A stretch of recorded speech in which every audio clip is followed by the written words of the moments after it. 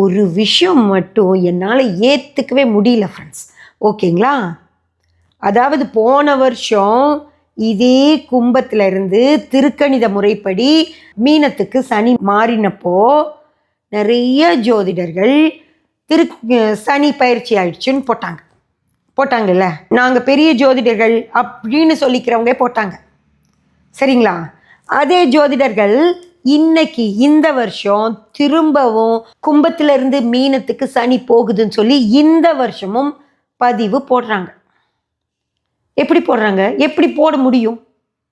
புரிஞ்சுதுங்களா?